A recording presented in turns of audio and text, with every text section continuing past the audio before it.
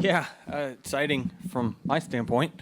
Yeah, it was a perfect day. I mean, we didn't lead every lap, but certainly a perfect day in the sense of being fastest in practice and fastest in qualifying, and then winning the race. So we haven't had too many of those in my career for sure. And the clashes, obviously, the other ones that we had won were at Daytona. So to knock off another venue where we've won is obviously very special. Yeah, Denny, I'm just curious how your shoulder's doing and whether it was worse or better than what you thought it was going to be. I appreciate your concern, Bob. It's very good. We knew that this race was going to fatigue it a little bit. Adrenaline is such a factor. I mean, last year, even though it was really, really bad, it's adrenaline once you get in the car. It's a lot different. Dude's got his hood up. I can sympathize with that. But overall, it feels better than I thought it would, considering how far you have to crank the wheel at this racetrack. But the race is just short enough to fatigue it a little bit. So when I get to Daytona, it'll be nice and strong. Jordan Bianchi from The Athletic. 2 questions. First question, it's easy to dismiss this race and say you won this race at the exhibition, et cetera, et cetera. But you look at Joey Logano 2 years ago, wins this race, wins the championship. You look at Truex last year, wins this race, wins the regular season title. Is there any correlation or anything that you can take away from this that applies to that, or is this just a happy coincidence? Yeah, I mean, it's tough to say. I got to sneeze. It'll happen in the next 20 seconds or so, but I'm trying not to get too far into my thought before I have to stop. But I would say, this track there's some correlation to some short tracks that we run. So it's not like a complete throwaway that we don't have any idea whether we're going to be good or not. I guess the correlation would be for me personally is that, the first year here we had some, issues and our setup wasn't very good. Then we went to the very first Martinsville spring race and we're terrible also. And then when we ran really good here last year, we went to the spring race at Martinsville and ran really, really well. So I think there is some small correlations that seem to, be, somewhat substantial. I mean, I always said there's not really, I don't know. You've seen different circumstances where someone wins, this race, and then nothing happens in the regular season, right? So it just seems like the last 2, there's been something. Now, is that a clash thing? Because it is a short track. I'm not really sure, but certainly believe that. I've told you guys that this year I'm really optimistic about this season and how much we can win. And what is the challenge of restarting behind your teammate in a late race situation, and especially a teammate that doesn't have a lot of experience? And it's a physical race, and not wanting to rough them up too much, and what that line is. Yeah, it's tough. I mean, I certainly knew, Ty battling for his first win. I wasn't going to do anything to try to compromise that. I was just lucky. I drew the right ping pong ball in the circumstances that happened off of turn 2 with him and Joey, and it just kind of opened up the bottom for me. So, I was really fortunate. I didn't feel like I really knocked anyone out of the way in the second half of the race. I mean, surely there was some bumper tag, but man, once you get in that sandwich and you're getting pushed from behind, so you're pushing the person in front of you, it's almost like you can't stop it. Like it's just interesting how it all plays out. But my goal was certainly to not have contact with Ty or affect that, just simply because of, it's a kid's first real opportunity to go win. But also, I'm going to do everything I can to win in a very fair manner, and I feel like that's what we did. We'll go to Daniel, Zach, then Jeff, then in the back. Daniel McFadden, FrontStretch.com. We got 2 questions. Given how quickly the rescheduling happened today, what do you think the vibe was out there, given the last-minute nature, the crowd? How did it come off for you? I think we should consider tonight a success, only because if it didn't happen tonight, it was not. I just don't think it was going to happen at all. And so while there would be some people that are upset about not being able to use their ticket for tomorrow, they weren't going to use it Monday either. So, and then Tuesday, I'm not sure was an option. It just was. This thing was just going to snowball into a really straining the teams, all the people here at the Coliseum to have to get this thing converted back over. Tonight was the only option to get this thing in, and I'm really happy that NASCAR make unprecedented changes to make sure that the fans at least saw a race.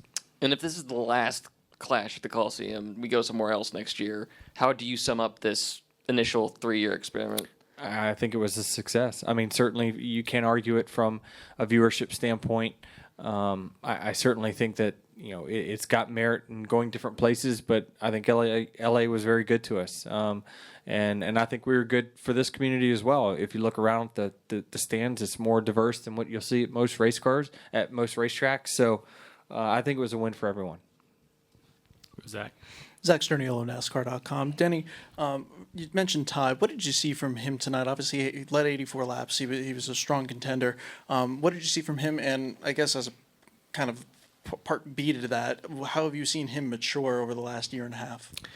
Yeah, I mean, he's just gotten better, right? I mean, he's very young. He's green. I mean, he is definitely green. But I have a lot of interactions with Ty. Obviously, he flies to and from races with me each and every week, and he asks a lot of questions, and so that's certainly something that it's going to take time, and I think he's going to have tremendous success this year. I think he's going to be part of the playoffs. I don't think that's going to be a big shock to anyone, but he's far ahead of where I was when I was his age, for sure. When I was his age, I was definitely still running late models for sure. I don't even know if I'd won a late model race yet at this point. So he's certainly way ahead of that step, and we're going to be talking about him for 20 plus years, right? So he's got a great foundation. He's going to be with a great team for the rest of his career. So he's got everything lined up right for him, and it's very easy. It will be very easy for him to be tough on himself or pick apart what he could or should have done, but he's going to have so many more opportunities. It's hard to look that far out when you're that age, but he certainly needs to put in perspective that he's really making some big strides, and he's starting to race with the big boys. Going back to Jordan's question about the correlation in terms of this clash and future success, just building momentum from this weekend, how significant is that for the 11 team to start off on the right foot? Obviously, it's been a great couple of years, really for the last 5 or so, 6 or so years for you and this team. But to build momentum tonight into this season, how significant is that? Yeah, I mean, probably the 11 team's the only thing that really got anything out of tonight. Realistically speaking, I even mentioned on another interview that, like, if your favorite driver didn't even make the race, I'm not really sure it's a huge deal, right? It just isn't. There's only one winner that comes out of this weekend. I mean, ask Kyle how he feels about it. He's just like, probably, I think he was on the podium last year, and there's just not much correlation. There is some, but not a lot. And so there's only one winner, and certainly it's the 11 team tonight. And we got a few new members on our team, both on the road team and engineering. So to break them in with a victory, we spoil them early. We'll go to Jeff, Lee, and then in the back. It looked like every corner your car was smoking going into the corners. How did you not, how did you win the race in that with your car not being able to turn that well, I guess? And how did you not get run over by Kyle on the last restart, who said in here that he wanted to knock you out of the way if he had a chance? Yeah, I mean, I didn't know it was locking. I mean, I could feel it locking up, but I didn't see the smoke or know how bad it was. And with these cars, it's the configuration of the track, right? We're braking heavily and we're starting to turn. And once you take the load off the left front, it smokes it. And if you smoke it one good time, that thing has a flat spot. So as it goes around and you go to the next corner, it's going to find that flat spot again, and it's just going to keep making it worse. So once I did it one good time, that was it. I was destined to do it just about every corner unless I really backed up my braking, and then I was going to get run over anyway. So I just said, screw it. Hopefully the tire stays together. I've got to smoke this thing to keep my entry speed up high enough to where I don't get pummeled. And fortunate for me, Kyle was behind me. There was probably no other person, a teammate or not, there's no other person I'd rather have third in that situation, because he's just always been super fair to me. Go, Lee. Lee Spencer, Sirius XM NASCAR Radio. Sorry if this was asked when I was outside, but how does the shoulder feel, and does winning kind of, cure some of those ailments? Mm-hmm.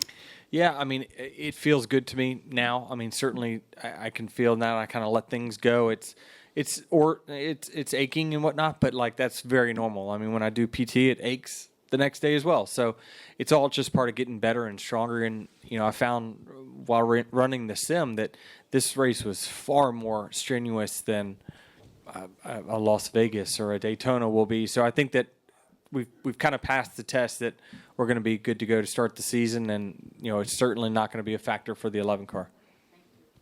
Okay, we'll go in the back. Alan Basiahe, Net 25. Compare your thoughts after lap 10 restart versus lap 1 restart. And also, if there is a second season of NASCAR Full Speed, should this race make it be a feature in it? Yeah, certainly. I mean, the collaboration between the city and NASCAR over these last 3 years has been awesome. And it'd be great to see that.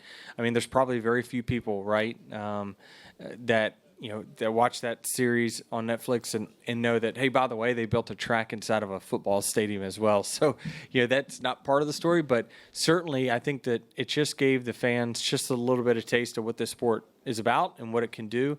And I think there's still really a lot of stories to be told. And so I think, more than likely you'll see something like that again this year. And this is a great opportunity to tell the story about LA and that collaboration. Lap 10 restart versus lap 1 restart? Are you talking about the end of the race, the 10 to, yep. I mean, it's so different because each situation is different. And I only controlled a couple of the restarts, but obviously I didn't do a great job because I kept overshooting the corner, and then that's when I flat spotted the tires. But, I mean, I was nervous. I just, not nervous like, oh, I'm excited and worried about making a mistake. I was more nervous of, I'm going to get knocked out of the way here. Like, I just knew that, well, we're up front again. It's just going to wait on the, as Jeff Gluck would say, the piano to fall right on top of us and the road runner, and boom, there we go. So I just think that, when we've had much bad luck as I have, you always kind of wait on the bad shoe to drop. But it was fortunate for me to be in the situation I was. And would I be able to get around the 54 had he not had the issue right there in the first? No way, right? But I was able to capitalize on that opportunity when it happened. So the restarts are tough, especially at this track where you have high braking. The second and third place car don't care about your agenda, and they're just going to run through you and force you up off the bottom. And that's how most of the passes get made here. We'll go to Brian, then Rob, then we'll wrap with Daniel. Congratulations, first of all, Denny. Did you notice any discernible difference with the new Toyota body style versus the previous two iterations here at the Clash? No, not really. There's not enough corner speed to really tell. We'll get an indication of kind of like drag at Daytona, right? We're going to get an indication of downforce when we get to the mile-and-a-half racetracks. But certainly feel like it had a lot of speed, right? We got on the pole by more than a tenth on a track where everyone runs nearly the same speed. So I think that it obviously, they spent a lot of time between Joe Gibbs Racing and Toyota and 2311 developing, this new XSD, and obviously it's 1-for-1 now, but I still think it's too early to really draw any conclusions to, where it's going to be better. We'll go to Rob. Rob Edelstein, TV Guide Magazine. Another question about the Netflix show. You were a big part of the early part of it. First, were you happy with how it all came out in terms of how you were shown? And if you had the editing pen, what would you have changed? Yeah, I mean, I don't know. I think that there was, when you set out from the very beginning that it's going to be X amount of episodes, this amount of time per episode, they got to get through the 10 weeks, right? And so you average that out, that's 2 weeks per episode. There's a lot that goes on in that 2 weeks, right? And so, but you also just, if people want more, that's a good thing. Like, I think that what I'm saying is there is more stories to tell. And when this thing comes back around in a year or so, you're probably going to see maybe some different characters in it. You're going to see more in-depth, information and things, more lifestyle stuff from other guys. And so I think there's a lot to tell. I mean, even from the technical aspect of it, we didn't tell a whole lot of the stories of like what makes these cars go around in circles every single week. What you see on Sunday is just the end product. What goes into all that is it's amazing to see hundreds of people that all have a hand in making those cars, making the show happen. And that, even from NASCAR's standpoint, what it takes to put on the show, right? I think that there's a lot to tell, and certainly, but I thought it was a very good snapshot of NASCAR. And it kind of told a story of, we raced for this long, then we have a playoff, and then here's how the playoffs work. That helps with the new NASCAR fans that, like, it essentially was about 4 hours of a NASCAR 101, for any newbie that had, just, hey, I don't want to, I don't want to watch a race because I don't know what's going on. If you watch that, you're going to get now you're going to know when you flip the channel kind of what's going on in the middle of the race now. So I think that it accomplished that, and hopefully in going forward they have another one, and you'll see even more stories. We'll wrap up front with Daniel. So it's only been 5 days since the series debuted, but I was wondering, like, in your role as owner, have you heard? I mean, and we've heard some data about the shows, top 5 in the U.S., top 10 in the U.K., stuff like that. But in your role as an owner, have you heard from NASCAR any really concrete data about how many people have consumed this just out of the gate? And did you have any idea what their expectations were going into this week? Yeah, I don't know. I mean, the only data I have is my social media, and I would think most of the avid fans probably follow me in some sort anyway, right? What I've seen is just a big jump of following over the last 5 days, and when you look at the area where they're from, their gender, all that stuff, it's a different crowd. So I think that certainly it's getting out to people that probably have not seen NASCAR before, from what I can see.